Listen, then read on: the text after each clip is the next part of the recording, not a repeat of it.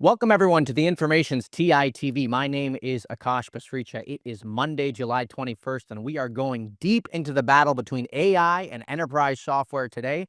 We've got a very special conversation with Box CEO Aaron Levie coming up in just a few minutes. We are also talking about Figma's valuation. The company just launched its IPO roadshow today, and we're going to try to figure out what is this company really worth. And we're going to close out the show before we finish with a conversation with our Microsoft reporter about the latest on the Microsoft hack that has been ongoing over the weekend. Now, before we get started, I want to start by mentioning a big story that our Chips reporter, Channer Liu, published on Saturday. We talked last week about how NVIDIA has gotten a green light from the Trump administration to sell its H20 chip in China. But according to Channer's reporting, NVIDIA only has so much of the H20 chip to go around. And the other thing is the company doesn't plan to restart, any net new production of the chip. And so the point of all this is just because Trump gave the green light overnight, it doesn't mean NVIDIA can restart its China business overnight. The supply chain is a slow-moving machine, but we will keep you posted on what else Channer finds out. Okay. Our first guest on the show today is someone who has been in enterprise software for more than 2 decades. Aaron Levie is the CEO of Box. The company sells content management and collaboration software. It has a market cap of roughly $4.75 billion. And last week, our founder and editor-in-chief, Jessica Lessin, sat down with him for a very special conversation. Let's take a listen. Thank you, Akash. And I'm so excited to be here with maybe AI in the enterprise biggest cheerleader. Could we say that, Aaron? Aaron Levie, the CEO of Box. Welcome to the show, Aaron. Thanks for having me. I am a very big fan of AI. So, lots happening right now. Yeah. So I want to talk about that and what you're doing at Box, and also this somewhat existential question I want to hear you out on about whether enterprise software is going to be killed by AI. But let's start with Box. You've been, so I'm sure that our viewers know, but Box is an ultimate collaboration, editing, productivity, storage suite for the enterprise. It seems like you've had a lot of announcements lately as it relates to AI. Walk us through them. Yeah, so maybe the updated kind of way to think about our platform is we've been building out a system for helping companies manage their unstructured data, so their financial documents and marketing assets and invoices and movie scripts and everything they work on that they create and share and collaborate on. And when you think about what does AI thrive on, it thrives on unstructured data. This is its sort of core source of context for being able to answer questions and make better decisions and be able to kind of help automate workflows. So for our enterprise customers, they have all of this information that they've been sitting on, and it's in the cloud. And now all of a sudden we have this ability to bring AI agents to this data to let them automate workflows, let them begin to ask questions of all of this data that they've never been able to ask questions of before. And so we're building an AI platform that is really this connection between the content and tools and workflows in Box to all of the breakthrough leading AI models. And then you can bring AI to your data as opposed to having to move your data between all of these different AI systems that you want to interact with. So I think you already brought up what seems to be the key issue at the moment, which is data. The information reported a few weeks ago that there's been some kerfuffles around Slack and what Slack will let out of its system into companies who are trying to build on top of data platforms. Where do you stand in terms of the data walls? Do you want Box to be one of those walls? How do you think about it with your customers? Yeah, so the general principle is it's our customers' data, and we are the stewards for helping manage it, secure it, govern it, and turn it into real business value.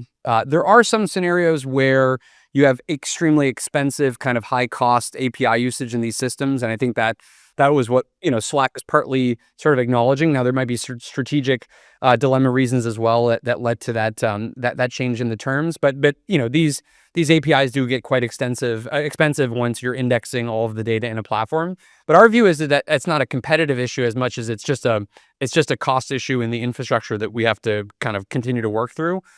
Fundamentally, it's our customers' data, and we are the platform for helping them manage it and get more value out of it. As a little bit of a more technical asterisk, there's an open conversation in the industry, which is, should these platforms be indexing all of the data from these data systems or systems of record, or should the systems of record have really powerful agents that you just talk to, and then it pulls out the data that you want at the point of sort of needing that information? And a system of record is like a Salesforce, right? Or some legacy enterprise. I mean, what is that? What a system of record is, or whatever accounting software you're using, or what? I'd sort of strike the word legacy, but it's based. Sorry, I'm lying my views, but yes, it's you're playing into their hand. The legacy media company, the information now, so I actually say that with with great respect. But basically, system of record is it could be Box for your documents, it could be Salesforce for your CRM data, it could be Oracle for your ERP data. So, but the idea is that it's a place where it has your authoritative data for a particular topic or workflow. It's got your customer information, it's got your contracts, it's got your revenue figures. And so you have this open question in the AI industry, which is, do you want an AI system to suck all that data out and then put it in its own index? And there's benefits and value to that, because an AI system being an open AI or something a business builds themselves, or Glean or a vector database. There's a variety of ways that this can work. And there's benefits to that, because then you can, when you ask a question of a large heterogeneous data set, you will then have a re-ranking algorithm that knows all of its data sources, so you can actually improve on the quality or have lower latency interactions. At the same time, there's just a fundamental cost and math problem, which is, if every system had to be indexed by every other system on the planet, we would be replicating data by 20 or 50 times over, which is just like not the best sort of computer science way to solve the problem. So what the industry just sorry, I keep interrupting you because I have so many questions. Sure. Well, just the open question is basically, instead, maybe the future is we have agents that talk to each other. So Salesforce has an agent, Box has an agent, Oracle has an agent, Workday has an agent. And when you're in ChatGPT and you say, hey, I want to get a sales plan for this customer, the agent within OpenAI goes out and asks questions of all of these systems and then stitches together a response. Now, again, everything's got pros and cons. There's trade-offs for any architecture you design, but that's one plausible future that we might end up with. I think it's an excellent. I hadn't thought so much about just some of the cost and structural reasons behind some of the tensions that are starting to emerge. But also, I mean, what becomes the ultimate moat around the systems of record if it's all data, if some engineer at some new startup can vibe code their way to some software that is, I mean, we just, I feel like I'm surrounded by vibe coding, even though I've never done it. But how do you think about that? Is it that systems of record just are really optimized for one use case and can do it really well, but won't this super intelligence eventually do that too? Well, there's a couple different kind of questions in there, right? So there's what happens in software economics if you can have super intelligence build these apps faster and cheaper? And so that's an interesting question, and maybe we'll get to that one. There's another question, which is what's the value of a system of record in the first place in a world of AI? And there's two different components there, because on one hand, there's an open question, which is, well, in a world of agents, should basically these things just become kind of databases, and then the agent is really providing most of the logic and the business logic that the user needs. So I'll just take these in two different parts. On the one I just brought up, the reason why you probably won't see a complete compression of software where it's just an agent and a database is because there's a lot of logic in the workflow and in the company's specific sort of business process that needs to be built into that and around that database. And so as an example, within Box, if you share, documents with people, you want to make sure only the right document goes to the right people. And you can't ever have a situation where the wrong salary information goes to the wrong person. And so that means that access controls and permissions and data governance really matters a lot. And so it's very hard to abstract that away and just have the agent do all the work, because the agent will make a mistake 1% of the time, and it will share the wrong thing with somebody, or it will open up an access privilege to the wrong person. And so you want there to be a separation between the parts of your software that are deterministic, where you know 100% of the time it's going to do the exact same thing every single time, from the parts of the software that are non-deterministic, where it's going to be 1 or 2% different every time you ask the question, every time you share the data, every time it generates a report. And so anybody who sort of thinks that the deterministic part goes away and it gets shoved into the non-deterministic part probably doesn't really understand what the purpose of enterprise software is, or what systems of record are. Our CTO, I think, came up with this line. I don't know the exact origin, but he said AI agents can't keep a secret. And the way to then think about that is you can't pack in all of your security or all of your access controls or all of your business logic into the agent, because the agent will share that with the wrong person. It'll make a mistake. And so you have to have this sort of separation of duties between your systems. So that's the first part. On the second part of this idea of super intelligence, will just code the ERP system, or it'll code the CRM system. I think we will see a pressure in the overall sort of maybe price per seat of software over time. It's plausible that could happen. But at the end of the day, when you're paying for Salesforce, or you're paying for Workday, or you're paying for Oracle, or you're paying for Box, to some extent you're paying for, the thousands of years of engineering time that went into building the software. But you're also paying for our I don't know that CFOs are thinking about it that way, though. They're just trying to pay less. Yes. But what matters is the only way they can pay less is if there's an alternative proposition that is plausible that they could go with. And the reason that you choose, a Workday or a Salesforce is because they have proven that in the Fortune 500, they're going to keep your HR data, secure. They're going to keep your CRM data, tied to all of the right workflows. They're going to have ecosystems of developers that exist around their platform. They are going to promise 5 nines of reliability and uptime. They're going to understand the workflows in your industry way deeper than some startup that just emerges out of nowhere. So there's decades and decades of sort of built-in trust and reliability and ecosystem support. That's what you're actually paying for. You're not just paying for that number of hours that the engineers sort of spent on the code. And so I think you could see some pricing pressure if some low-cost options enter the field. But this idea that the super intelligence sort of instantly builds all these apps and all of a sudden that kind of commoditizes software, I think also sort of misunderstands why does Ford spend $100 million on Oracle or SAP or whatever the number is because they don't want to have to think about ERP. They want to just pay a vendor to be like, you do ERP for me and I don't want to have to worry about it. And so the extra, saving a few $1 million is sort of not the core of their proposition. And then maybe, I know that I'm sort of running the clock on this, but the only other final point is that sometimes gets missed is I think the systems of record are also the natural point for a number of agent opportunities. So even though you might see a compression of software spend on the price per seat, and I still don't even know if that will actually happen, these also become the launch points for the agents that you'd want on that software. So that actually creates TAM expansion for the SaaS industry or for these software platforms, and that will more than compensate for any price per seat dynamics that you see happening. Got 2 more questions for you, and that made a lot of sense. So I think getting to this TAM expansion that just, just around the corner, right? I mean, there's obviously a debate on the ways AI can be deflationary as well and many other things. But I'm curious what you're seeing. Like right now we're hearing about agents every day. OpenAI has a suite of new agents out. Like from your customers using agents today, are there examples? There's a lot of cutting costs and efficiency examples. Are you starting to see the growing top line examples too? Well, yeah, I mean, it's interesting that when I talk to customers, and so I spend most of my time from a customer standpoint with CIOs. So this is the information, kind of officers of a company.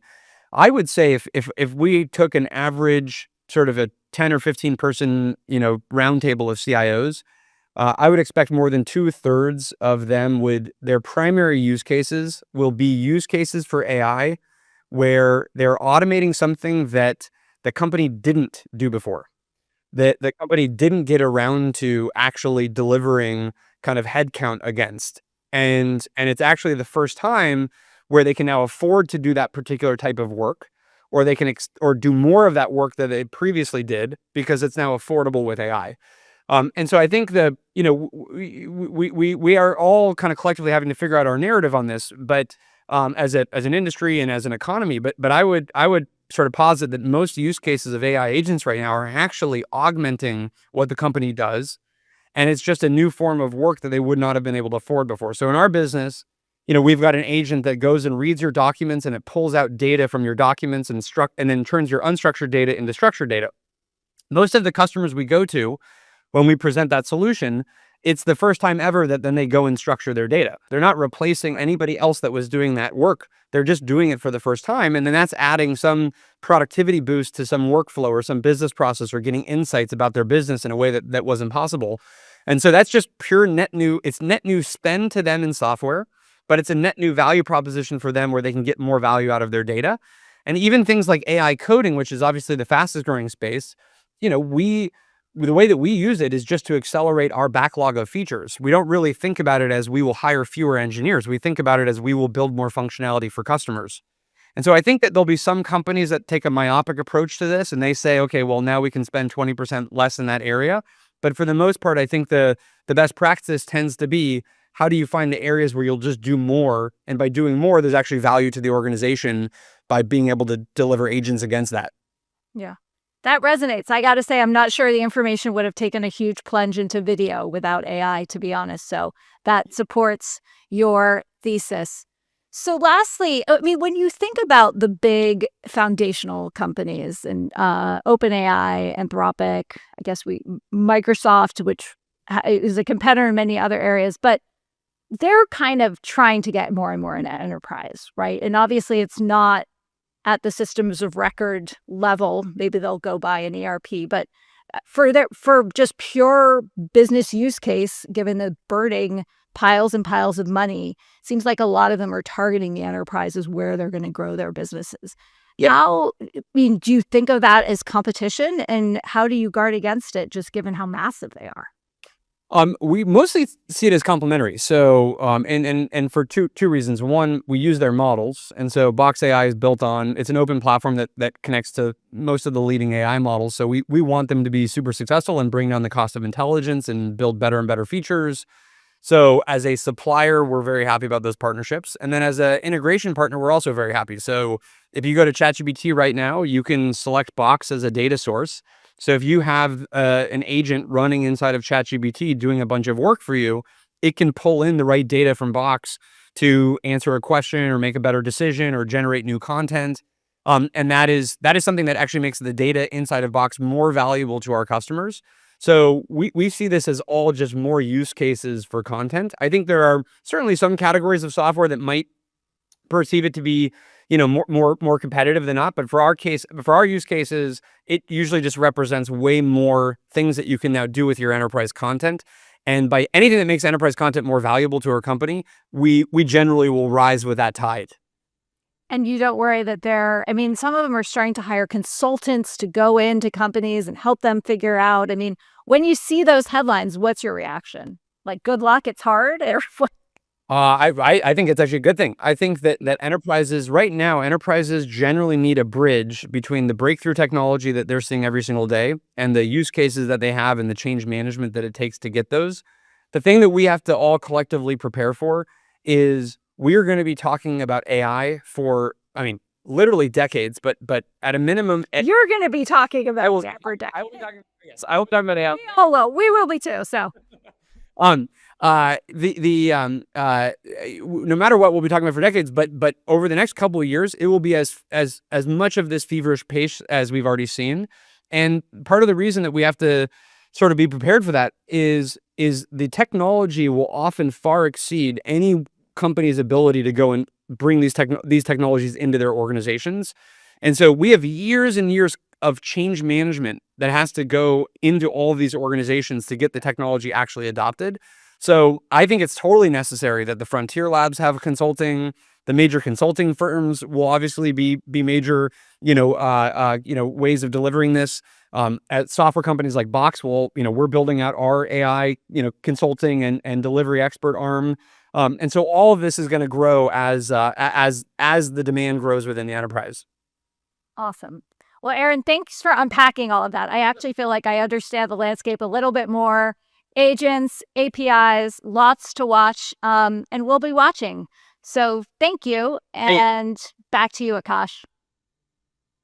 That was Jessica Lesson with Box CEO Aaron Levie. Now, the enterprise software versus AI discussion has been very top of mind for our newsroom. And so, next up, I want to bring on our financial analysis columnist, Anita Ramaswamy, who looked at that exact question in the context of another software company, Figma, which launched its roadshow today. Anita, thanks so much for being here. Let's talk valuation. So you released this really interesting column this morning about Figma's valuation. Figma, of course, they announced a targeted price range this morning between $25 and $28 a share. My math gets you a market cap of roughly 15 to 16 billion, depending on where it sits in that range. But I mean, you argue that the company is worth around $15 billion. And so I want to ask you, I mean, how did you get to your $15 billion number? Yeah, so when I was looking at this IPO, the first thing that I think anchored in my mind and a lot of investors' minds was the $20 billion offer that Adobe actually made for Figma back in 2022. We saw this all over the news. And typically, when something like that happens, investors tend to kind of fixate on that particular price. And I wanted to sort of assess, was that $20 billion too much, too little? How does it actually square up with Figma's business today?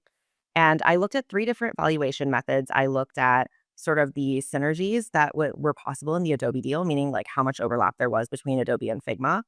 I looked at some different comps, which we can talk about. And I looked at how much Figma actually sold shares at in the tender offer that they did, which was after the deal fell apart. And that was around $12.5 billion valuation. So I think of all those three methods, let's talk about the comps, because the comps was interesting. You picked two companies, Datadog and Monday.com. Tell us about why you picked those companies, and then again, how you got to 15 billion based on those comps. Yeah. So I guess starting with the high level, I mean, software as an industry is sort of in flux because of this trend of AI. A lot of these software companies haven't built their entire stack around AI, and AI is coming in as both a disruptor and also a potential opportunity. So I knew I wanted to look at other software companies that sold largely to businesses, and Datadog and Monday.com are both in that space. They do have different products, but there's some overlap in the sector. And mostly I picked them because they were generating around similar free cash flow margins, and they were growing really, really fast compared to other software companies.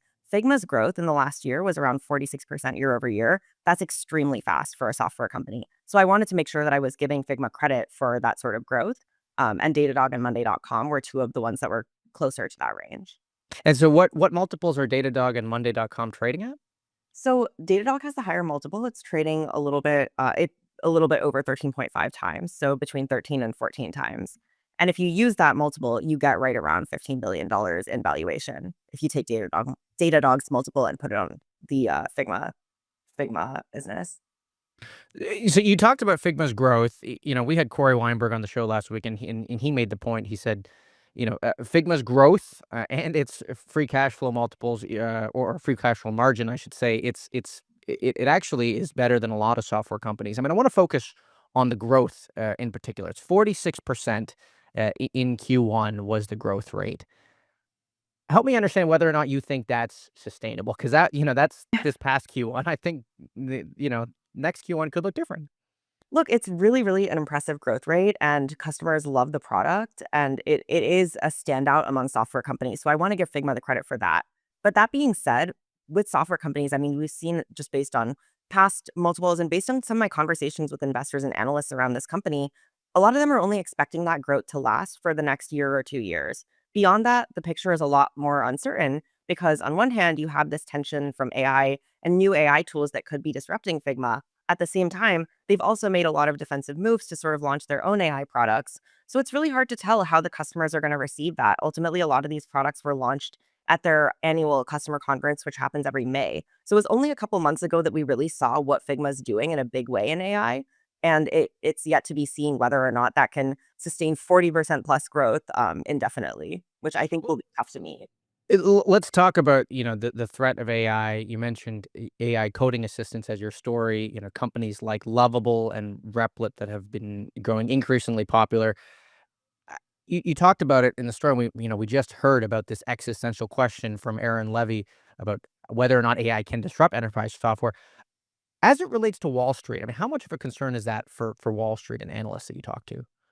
I think when it comes to things like IPOs, especially in today's market, we haven't seen that many tech IPOs. We certainly haven't seen any software IPOs that feel a really regular way. We've seen a little bit of these quirky companies like CoreWeave and Circle that are operating in sectors that are not traditional software per se. So there's a lot of excitement around the Figma IPO. And all that is to say that I don't think that investors are necessarily looking at this in terms of the, 2-year, 3-year time horizon that I was talking about earlier. I think they're really excited to see this business come out. And I think there is a chance that, once it starts trading, it actually does soar above that $15 billion valuation just because of that sentiment. Do you think it breaks 20? Yeah, I think it very well could. Well, we'll have to see. We know that there have been some big IPOs this year, so we are all anxiously waiting to see where it turns out. Thank you, Anita, for being with us. It was a very fascinating column. I want to go to our next guest. Microsoft suffered a breach over the weekend as hackers went after SharePoint, which is the company's file sharing tool. The company said it has released an update that should mitigate against the attacks. The Washington Post reported government agencies had been among those institutions that have been affected.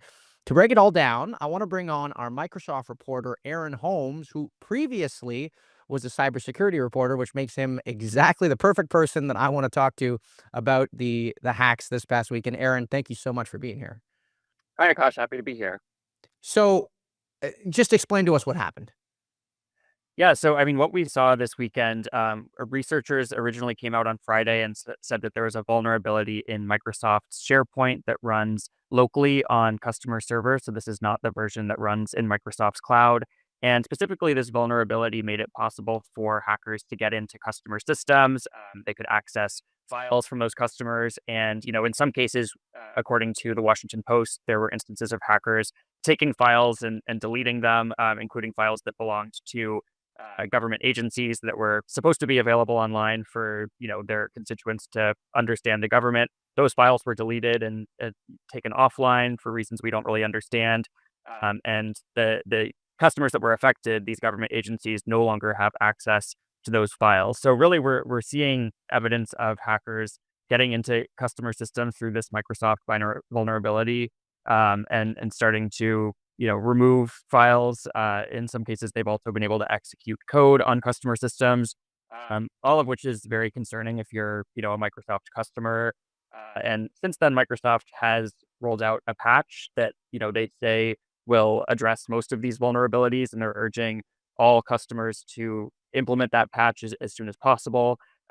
But if you are running SharePoint locally, it's safe to assume that you could have been exposed to this vulnerability, and simply patching it is likely not going to be good enough to protect your systems. If you're a customer, you probably want to be absolutely, going through and changing all of your security protocols as it relates to Microsoft software, and probably doing a professional risk assessment to see, whether you've been affected and how to prevent a further attack. You've covered a number of cyber attacks before throughout your career. I mean, how bad is this one compared to some of the other ones that you've covered? We'll have to wait and see exactly how many customers were affected. Microsoft and the federal government have both issued warnings, but they haven't clarified how many people were actually affected by this. But we have seen third-party independent researchers saying that, they've seen thousands of customers being attacked through this vulnerability. And is this something we'll get clarity on, like in days or weeks or months? Or I mean, like, how long will it take, do you think? usually takes at least a couple months for a company like Microsoft to put out its full assessment of what happened. But we do know that there are at least several dozen customers who have been actively impacted by this, according to Palo Alto Networks. And yeah, I mean, based on what we've seen so far, it doesn't look great. The fact that hackers have already gotten into customer systems and taken files is, basically shows that this is a really serious vulnerability that's actively being exploited. When you think about cybercrime, there's obviously the hackers being good at hacking, and then there's Microsoft's, in some cases falling short, in terms of their own defenses. So, how are you thinking about who's at fault here? Is this just really good hackers, or is Microsoft to blame here? It's a good question. I mean, part of what makes Microsoft such a target for hackers is that they are one of the biggest software companies in the world, and their software is used by almost every organization across the world. At the same time, this is another black eye for Microsoft after a series of really high-profile, embarrassing hacks that have targeted their customers in recent years. And we actually saw, last year, in the wake of several attacks by hackers that were linked to the Chinese government, those used Microsoft vulnerabilities, and the company actually had to come out and apologize.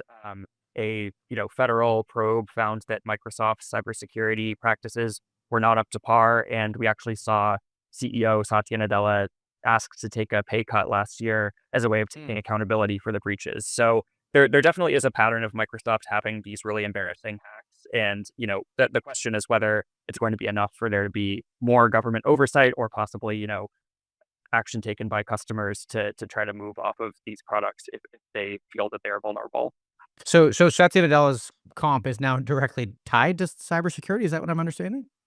That's right. So after the government, essentially said that Microsoft needed to step up its cybersecurity practices last year, the company's board of directors decided to make Nadella's pay and several other top executives' pay directly tied to improving cybersecurity. And last year he took a cut from his paycheck of about $5 million as a way of essentially saying, the company still needs to do more to fix its cybersecurity practices. So it'll be interesting to see whether he takes a similar cut this year following this breach.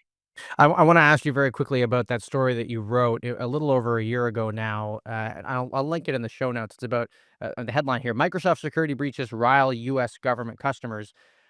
The one part about the story that really stuck out to me is, you spoke to consultants, and there's a line here, security consultants, I should say. Consultants say agencies and other customers can't easily walk away from Microsoft because the company makes it hard to use rival security products with its apps, and its low prices for bundles are hard to beat. The other part that was really interesting here is you talked to the former CISO of CVS, and you were talking to him about bundling with Microsoft. And one of the quotes he gave you was, sometimes it can be like a drug that creates addiction, and the net effect is more exposure when Microsoft becomes the target of cyber attacks. This was a little over a year ago. This issue with bundling and the idea that people are scared in some cases to go elsewhere, or, they may not be able to. Has that gotten better at all in the last year? Um, I don't think there's been any real changes over the past year, but it's definitely still a big issue for Microsoft customers. In general, pretty much every company and government agency in the world uses Windows, and for a long time, the only way to manage your logins to your Windows are through Microsoft's Entra ID, which is their login software. And SharePoint is somewhat similar, where the way that it's built and sold by Microsoft, it also integrates with Office, it integrates with Teams.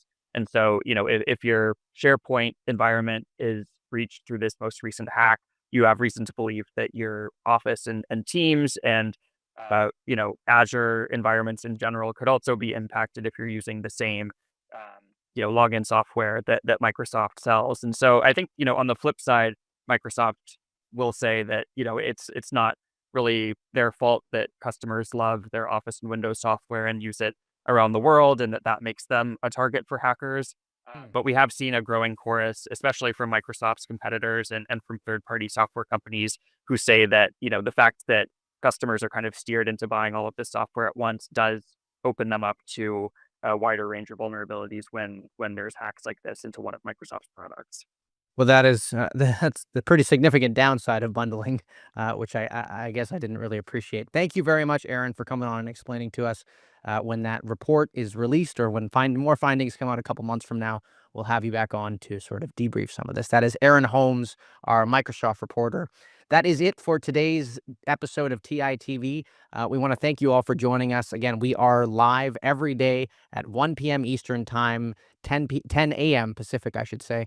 I want to thank Amazon Web Services, who is our presenting sponsor for this production. We will see you back here tomorrow. Thanks so much for watching.